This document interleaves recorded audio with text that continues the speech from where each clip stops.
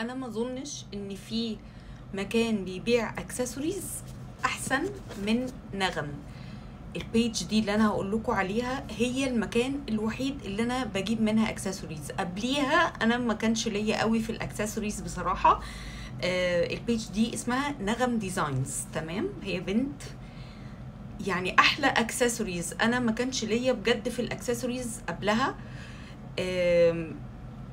حاجه كواليتي رهيبه. هي دي يعني عاملاها لي من ايام عيد ميلادي. انا طبعا كنت عيانه من بعد عيد ميلادي لحد يعتبر دلوقتي، لان انا لسه باخد كورتيزون والكلام ده. فتعالوا نفتحها مع بعض. انا ما فتحتهاش خالص، يعني كنت عايزه افتحها معاكم. انا عارفه انها هيكون جواها حاجات تحفه.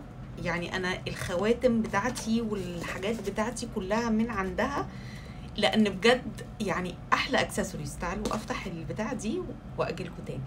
طبعا هي عامله لي حاجات جميله من دي، فانا هطلع الاكسسوارز من جوه واوريها لكم. بصوا الجمال.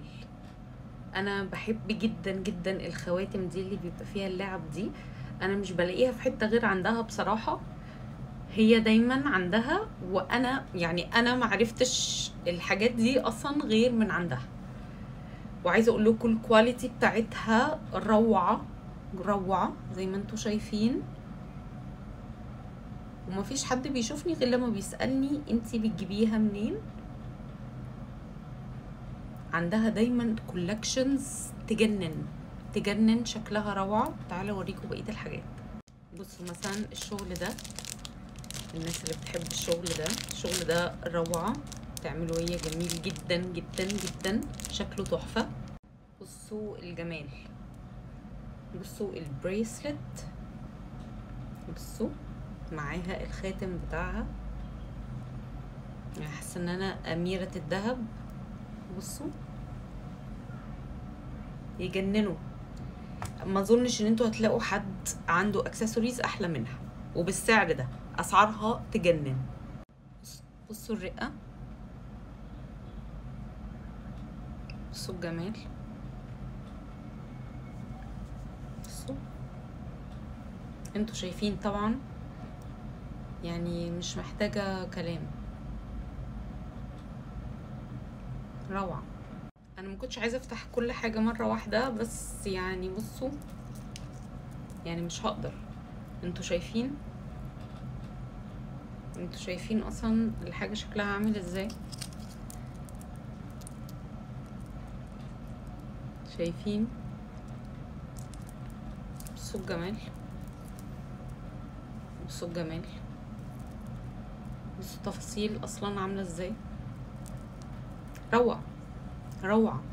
لما اقول لكم ان دي احسن حد عنده اكسسوارز، انا والله مش ببالغ. انا ما شفتش حد عنده الكولكشن دي. ما شاء الله ما شاء الله بجد. بصوا الروعه دي.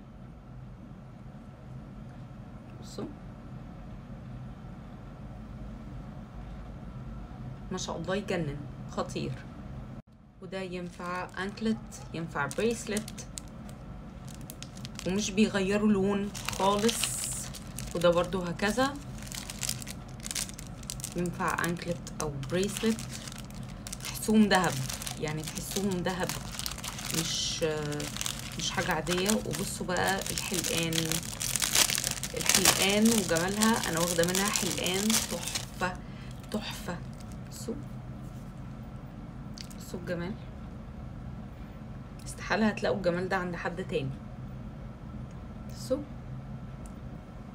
حاجة تجنن والله العظيم، حاجة تجنن. الناس اللي عاملة كذا بيرسينج في ودنها يا بختها طبعا. بصوا الجمال.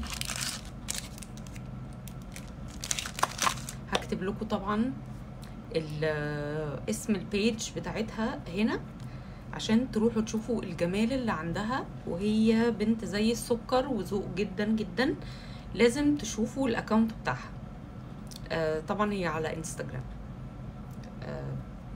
حاجة تحفة.